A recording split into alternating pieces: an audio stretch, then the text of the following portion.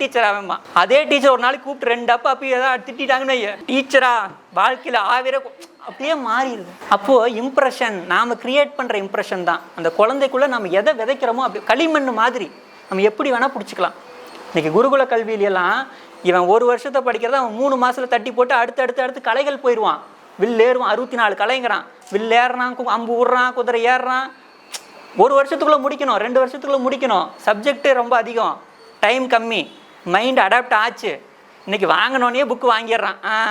தமிழ் இத்தனை பக்கமா அடேங்கப்பா 1 வருஷம் டைம் இருக்குது, எடுத்து வை.